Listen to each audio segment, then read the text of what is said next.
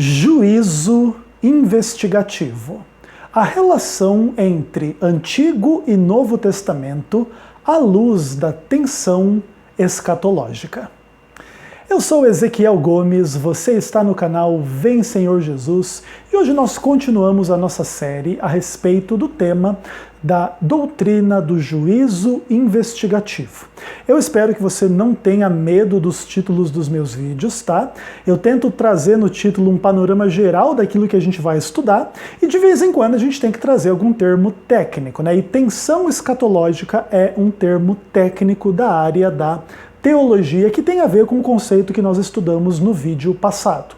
A partir do estudo do livro de Levítico, a gente percebe que entre os capítulos 1 a 15 e o capítulo 16, existe uma tensão entre os aspectos já realizados da expiação e os aspectos ainda não realizados até que chegasse o dia da expiação em Levítico 16. Então isso cria uma tensão entre expiação já e expiação ainda não dentro da dinâmica do culto do Antigo Testamento no livro de Levítico.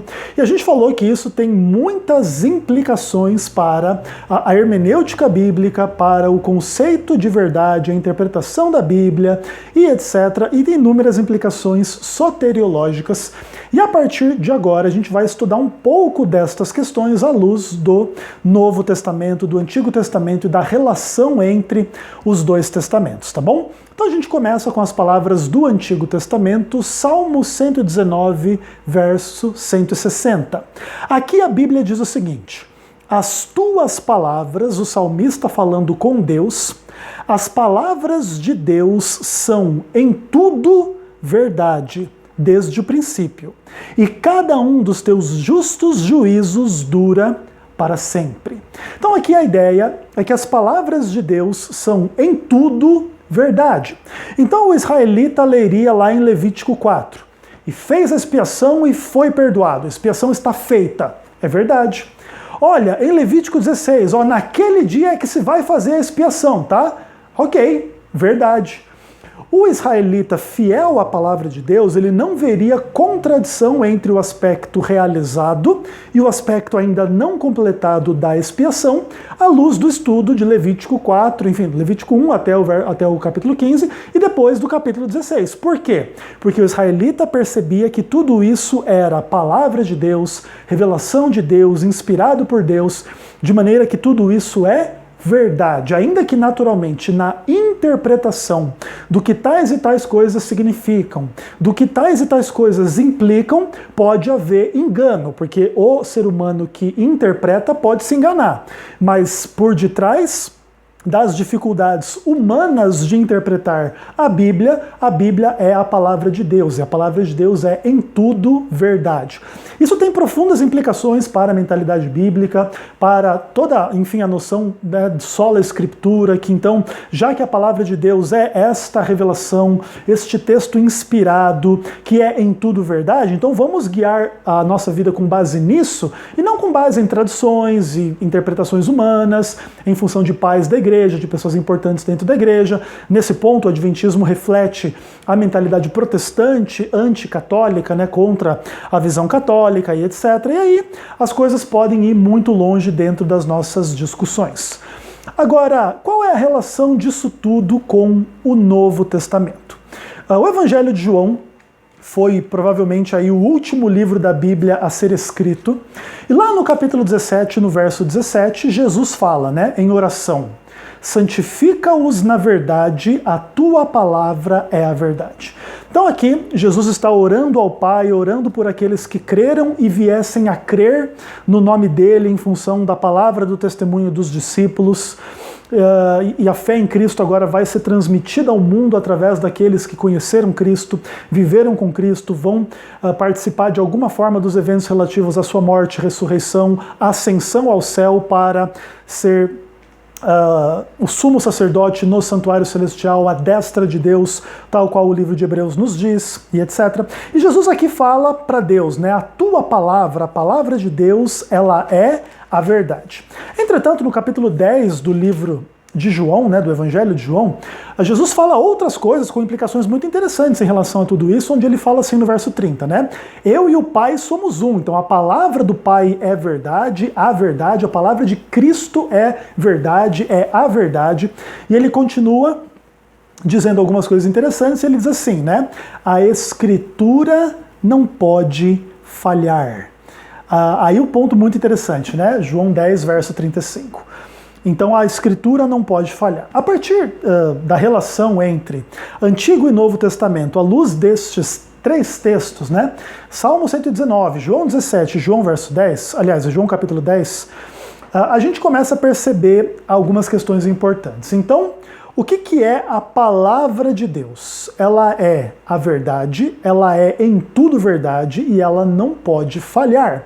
E aqui está toda a noção da veracidade, da inerrância da Escritura. É bem verdade que por detrás destas discussões estão os conceitos de revelação, inspiração, iluminação, tudo num processo guiado pelo Espírito Santo. Então, o homem recebe a revelação, a inspiração, produz o texto.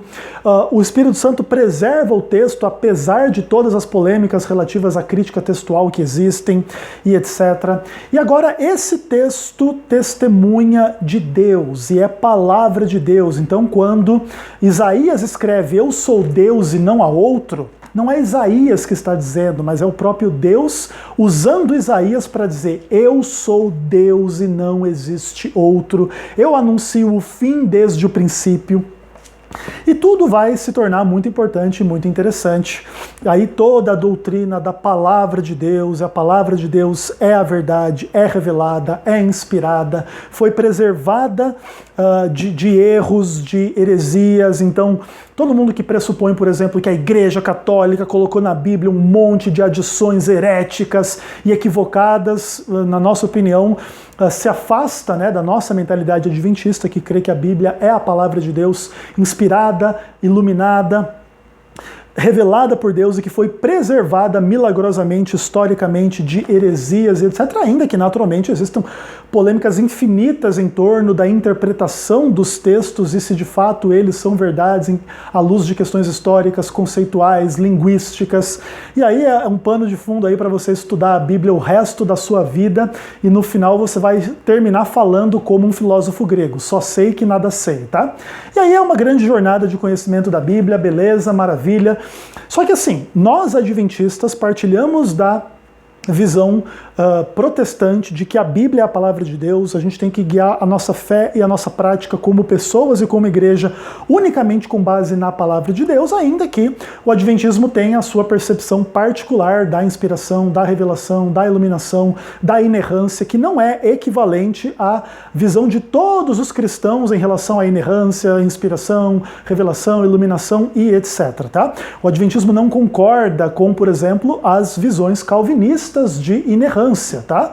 Inclusive, isso é importante dizer. Mas também o adventismo não vai para o lado do catolicismo romano, que muitas vezes alimenta toda a exegese histórico-crítico da Bíblia para encontrar na Bíblia defeitos, problemas, até mesmo para contrapor a ênfase protestante de que a Bíblia é a palavra de Deus e tudo tem que ser guiado pela Bíblia. Então, o catolicismo de alguma maneira alimenta, né, a exegese histórico-crítico da Bíblia justamente para tentar colocar os protestantes em maus lençóis. Então você crê que a Bíblia é a palavra de Deus? E como é que você explica isso e aquilo em relação ao que se supõe serem contradições, adições ao texto, a obra de copistas e de editores, e que agora Moisés agora mal existe, né?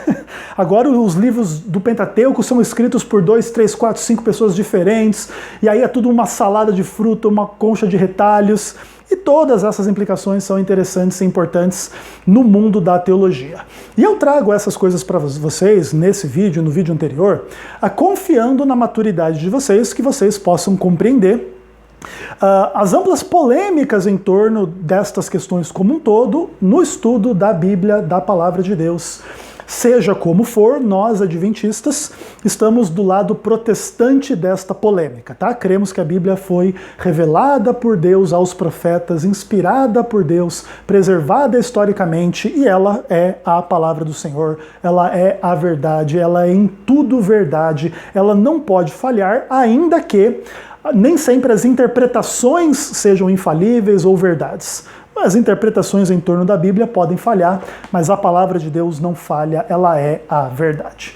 E aí, vamos lá. Então, vamos lembrar um pouco do título do vídeo, né? Relação entre Antigo e Novo Testamento à luz da tensão escatológica. Então, assim, olha, quando a gente fala que a doutrina do juízo investigativo, ela, mais cedo ou mais tarde, vai obrigar a gente a pensar nas relações entre Antigo e Novo Testamento, a gente está querendo dizer uma coisa importante. O que é a Escritura? O que é a palavra de Deus? É só o Novo Testamento? É só o Antigo Testamento? Ou é uma unidade das duas coisas? E para responder a essa pergunta, eu trago para vocês um material ilustrativo, produzido inclusive por teólogos calvinistas, não adventistas, tá bom? O nosso amigo Marimbondo está querendo fazer parte aqui do vídeo. E esse material é muito importante para ilustrar algumas questões que eu gostaria de trazer para vocês. Eu estou falando do comentário do uso do Antigo Testamento no Novo Testamento, organizado pelos escritores G.K. Billy e D.A. Carson, dois grandes teólogos calvinistas. Um material extraordinário. Mais de 1.400 páginas, onde diversos autores, o que eles fazem? Eles pegam cada livro da Bíblia e estudam como que esse livro usa o Antigo Testamento. Então, quais são as citações do Antigo Testamento no Evangelho de Mateus? Então eles pegam todas as citações do Antigo Testamento no Evangelho de Mateus e tem lá Isaías, Zacarias, Moisés, um monte de coisa lá, e eles vão pegando, ó, esse texto se refere àquele texto, esse outro se refere àquele outro. E aí vão construindo aí todo o uso do Antigo Testamento no Evangelho de Mateus. E eles fazem isso com todos os 27 livros do Novo Testamento. E não existe nenhum desses livros que fica sem testemunhar do Antigo Testamento como fonte de autoridade, veracidade, escritura inspirada por Deus. E aqui as coisas começam a ficar muito interessantes. O Novo Testamento pressupõe a veracidade e a autoridade do Antigo Testamento. Muitas vezes, o escritor do Novo Testamento diz, assim como disse o profeta Isaías, eis a voz que clama no deserto, e aí apresenta João Batista e Cristo. Se o autor do Novo Testamento acreditasse que o Antigo Testamento é heresia e coisas desse tipo assim, ele não trataria as coisas desta forma, porque ele está trazendo a profecia de Isaías para dizer, olha, isso aqui foi profetizado na Escritura, isso aqui é verdade, isso aqui se cumpre no ministério de João Batista e Jesus Cristo. Percebe a questão?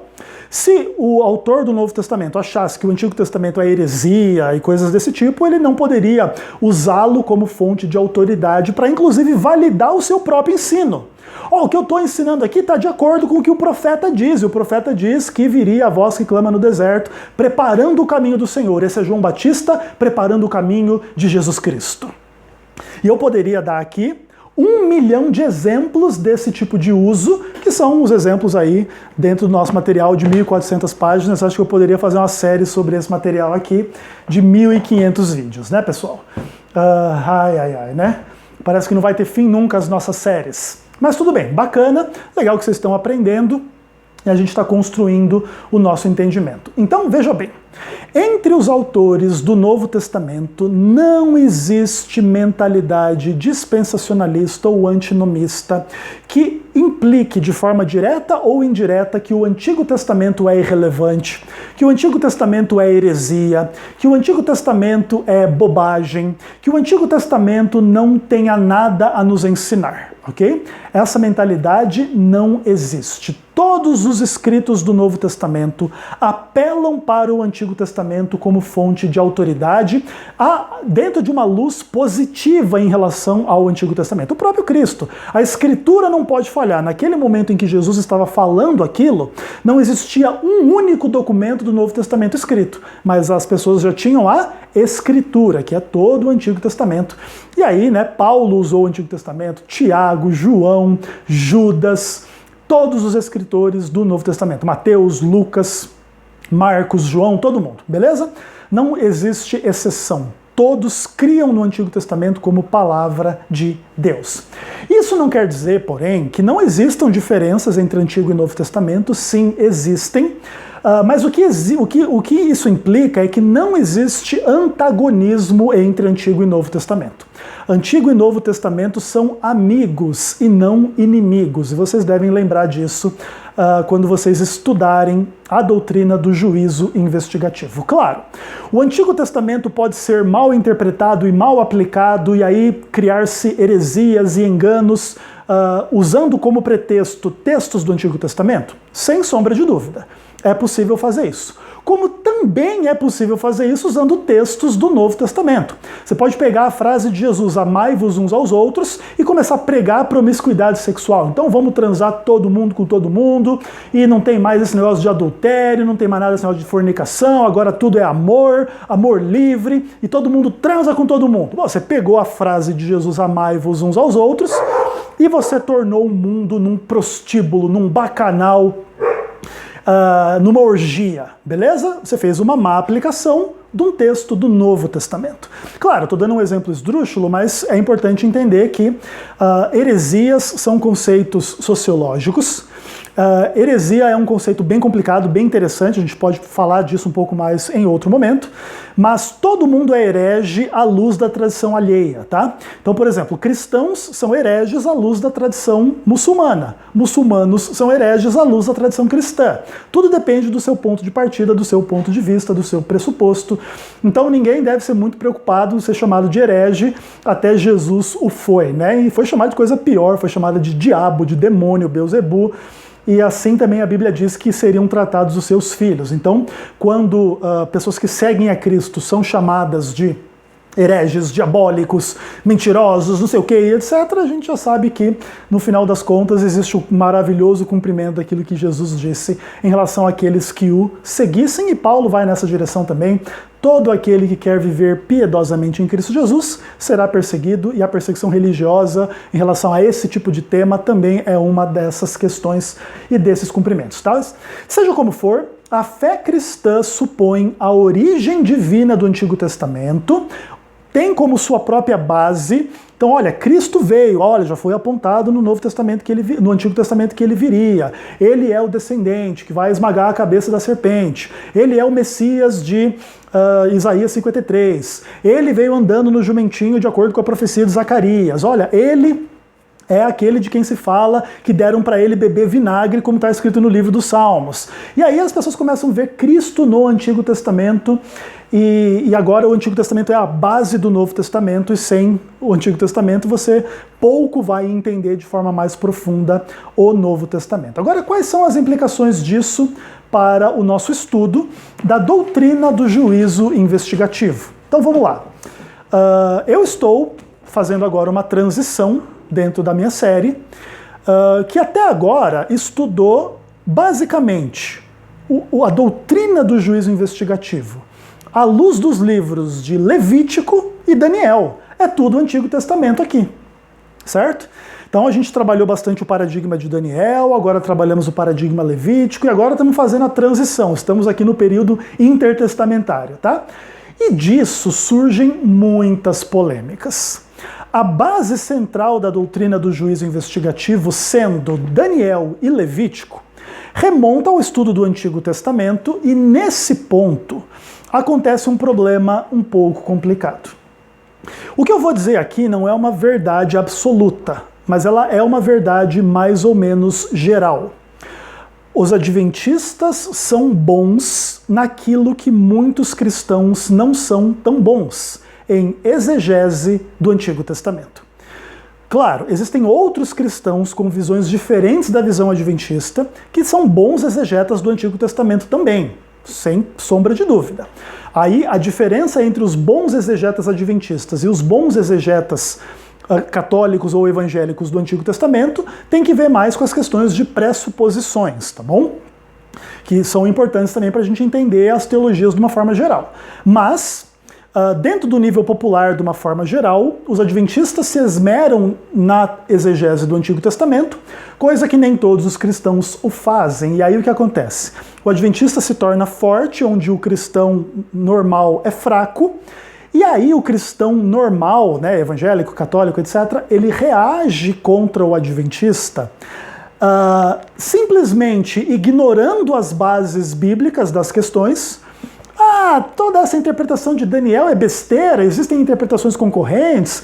Vocês estão estudando Levítico, vocês estão loucos, nós estamos na nova aliança, no sangue de Jesus, na graça, vocês estão na lei e querem trazer um monte de polêmicas assim, legalistas, perfeccionistas e etc., anti-Antigo Testamento, e aí já querem lançar sobre os adventistas acusações de heresia, legalismo, perfeccionismo e crerem na Ellen White, não sei o que, etc., inclusive para tentarem escapar das discussões bíblicas. Não, vocês não creem em Levítico, vocês creem em Ellen White, e etc., né?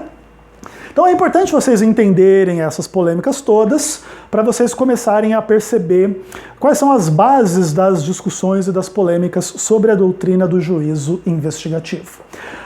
E aí existe um fenômeno amplo, complexo, de exegeses concorrentes, visões teológicas, tradicionais, religiosas diferentes, e que estão em tensão entre si, e que estão em oposição entre si, e que muitas vezes acusam e criticam uns aos outros. Isso parte dos adventistas para com os não adventistas e parte também dos não adventistas para com os adventistas, e aí há toda uma celeuma, toda uma polêmica, tudo bastante interessante, para nos chamar a atenção na grande realidade, para a complexidade da gente ler, interpretar, aplicar e viver aquilo que todos cremos ser a palavra de Deus.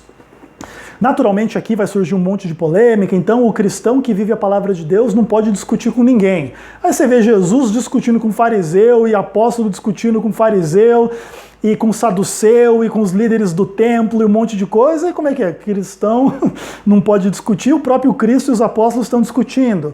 Então, tudo bem, a gente pode discutir, mas aí qual é o limite da educação, da falta de educação, do amor, da falta de amor, da honestidade intelectual em relação a falácias e enganos que às vezes querem colocar a goela abaixo das pessoas, heresias em nome de ortodoxia, o que também não deixa de ser bastante irônico, né? Em grande medida, o que um calvinista chama de ortodoxia protestante, na minha visão, é pura heresia, né? Assim como o contrário também é diferente. O que eu chamo de ortodoxia, o calvinista protestante vai chamar de heresia. E aí a gente precisa avaliar isso de uma forma mais sociológica e inclusive com implicações de psicologia da religião do que de mera exegese bíblica. Mas nesse momento da nossa série, eu estou concentrado mais nas questões de exegese bíblica, ainda que à luz destas questões históricas, sociológicas e psicológicas que estão na base das polêmicas e das discussões, beleza?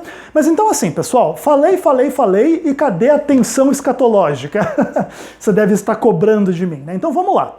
O que é a tensão escatológica no livro de Levítico? É a ideia de que a expiação, no momento em que o pecador oferecia o sacrifício, já era concretizada, mas ainda não, porque ainda deveria haver o quê? O dia da expiação para que de fato aí houvesse a purificação dos pecadores em relação aos seus pecados, de acordo com Levítico 16, verso 30. Então, na nossa mentalidade adventista, protestante, que não é uma mentalidade histórico-crítica, que não é uma mentalidade ateísta, agnóstica ou cética em relação à Bíblia, nós cremos que quando a Bíblia diz que a expiação já acontecia no sacrifício, a gente diz amém, é a palavra de Deus, é a verdade. Quando a Bíblia diz que o dia da expiação ainda era futuro, então a expiação ainda era futura, em contraste com o cumprimento do sacrifício, nós dizemos amém, é a palavra de Deus, é a verdade. Por isso que a gente fala que na base da doutrina do livro de Levítico está uma tensão entre já e ainda não. Em grande medida, essa ainda não é a tensão escatológica, mas ela é uma tensão soteriológica. E aí, tá expiado ou não tá? E aí, já estava e ainda não estava por completo, e aí inúmeras implicações em relação à soteriologia. Nesse momento eu não vou me aprofundar nas questões soteriológicas, vou fazer isso a partir do próximo vídeo. Mas eu quero falar um pouquinho da tensão escatológica em relação a Jesus Cristo. Um ponto muito importante de vocês entenderem é que na mentalidade cristã, Jesus Cristo foi profetizado no Antigo Testamento. E ele foi profetizado como servo sofredor que morre pelos pecadores e como rei que reina sobre Israel para todo sempre, de mar a mar e por toda a eternidade. Então veja bem, na nossa opinião, então, o Antigo Testamento pinta Cristo destas formas, como Salvador e como Senhor, tá bom? Então ele vem para morrer por nós e ele vem para reinar sobre nós, ok? Entretanto, se eu te perguntasse, Jesus já veio? Já ou ainda não? O que você responderia? Bom, o judeu diz que ainda nem veio, né? Mas o cristão tem uma resposta um pouco mais complexa. Jesus já veio, mas ainda não veio. Como que é isso? Jesus já veio, ele já morreu, já cumpriu todas as profecias relativas à sua morte. Já ressuscitou, já subiu ao céu, é o nosso sumo sacerdote no santuário celestial.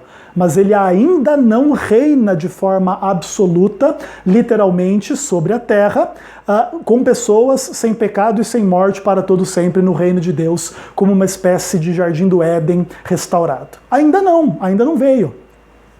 E essa é a tensão escatológica. A ideia da tensão escatológica é que em Jesus Cristo, especialmente nos eventos em torno da sua morte e da ressurreição, o tempo escatológico já foi inaugurado. É aquilo que a gente chama em teologia de escatologia inaugurada. Entretanto, Jesus já venceu a morte, o pecado, o diabo, o mundo e tudo. Entretanto, ainda existe pecado, morte, o diabo e o mundo. Então, a vitória de Jesus na sua morte e ressurreição ainda se concretizará na segunda vinda e todos os eventos em torno da segunda vinda que culminam na eternidade do povo de Deus ao lado de Cristo para todo sempre e Cristo como rei, inclusive cumprindo aí de forma cabal toda a doutrina e todas as profecias do Antigo Testamento. Tá bom?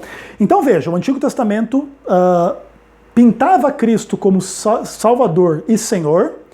Jesus já é plenamente Salvador e Senhor, mas ainda não assumiu o reino de forma definitiva. Porque quando ele assumir o reino de forma definitiva no reino da glória, não restará mais pecado ou pecadores para todo sempre no universo. E o universo estará purificado, olha que lindo, hein? Purificação do santuário, né? Purificado para todo sempre de toda a presença, mancha e contaminação do pecado. E é para isso tudo que a doutrina do juízo investigativo aponta, porque nós, como adventistas, cremos que esse evento está absolutamente próximo a partir de 1844, que cumpre o momento final da profecia das 2.300 tardes e manhãs em Daniel 8. Vocês já sabem que existem polêmicas em relação a todas essas coisas, existem visões discordantes, existe uma visão dispensacionalista, aliancista, amilenista, pré-milenista, pós-milenista, pré-tribulação, pós-tribulação, mesotribulação. Tem um monte de visões aí em relação às 70 semanas de Daniel, há um montão de polêmicas, mas aqui a doutrina do juízo investigativo é a visão ou a versão teológica adventista de toda essa história, tá bom? Ela tem alguns elementos em comum com outros entendimentos cristãos e ela tem as suas singularidades também de igual forma. Seja como for, hoje, nos tempos do Novo Testamento, nós cremos que nós vivemos entre duas eras. Cristo já veio, mas ainda não veio. A salvação já veio, mas ainda não veio. A vida eterna já veio, mas ainda não veio. E aí a gente vai trabalhar as implicações soteriológicas disso no próximo vídeo, tá bom? Seja como for, a gente percebe bem claramente essa mentalidade, por exemplo, em Mateus capítulo 24, onde Jesus fala algumas coisas bem interessantes em relação a isso, né? Ele é perguntado sobre os sinais da sua vinda, quando que o ainda não deixará de existir, vai se tornar o já da segunda vinda da manifestação do reino da glória, e Jesus fala, ainda não é o fim, vai vir engano religioso, vai ter problema peste, fome, terremoto, as pessoas vão se odiar, vão se trair, vai ter toda uma treta infinita aí que, na nossa opinião, é a grande tribulação. Não temos a visão futurista dos dispensacionalistas.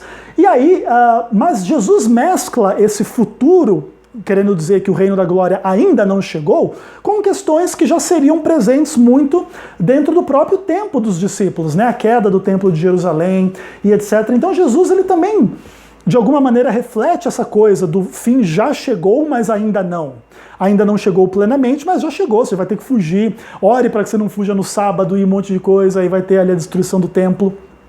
Tudo isso é muito interessante. Inclusive, nesse contexto de Mateus 24, Jesus fala, né? Quando você vir a abominação da desolação de que falou o profeta Daniel, então o cumprimento da profecia de Daniel 8, enfim, etc., ainda estão no futuro da perspectiva de Jesus. Isso já deveria ser suficiente para destruir qualquer tese de Antíoco Epifânio aí em Daniel 8, mas vamos voltar a isso no final da nossa série também, para trabalhar algumas polêmicas em relação aos discordantes. Mas seja como for, aí o sermão profético chama a gente também de volta para Daniel. E Daniel também tem uma certa tensão escatológica, né? Em Daniel 2:28, Daniel fala para Nabucodonosor que Deus lhe mostrou o que haveria de ser nos últimos dias. E quando começam os últimos dias? No reino de Babilônia, da Babilônia histórica. Então, desde lá até a segunda vinda de Cristo, é todo o período aí do tempo do fim, o tempo escatológico. Mas ainda não tinha chegado o fim definitivo. Daniel 8, por exemplo, verso 19, diz que isso deveria acontecer no último tempo da ira, do tempo determinado do fim. Então olha aí a tensão escatológica também presente em Daniel. Claro, pessoal, eu estou dando aqui para vocês alguns resumos simplificados desta questão como um todo. Acho que estou dando bases bíblicas suficientes para vocês perceberem as questões, mas tudo é muito profundo, muito complexo e muito interessante dentro dessa seara. E agora, a partir do próximo vídeo, nós vamos trabalhar as implicações soteriológicas dessa tensão escatológica que está presente no Novo Testamento, cuja base é o livro de Levítico e o livro de Daniel.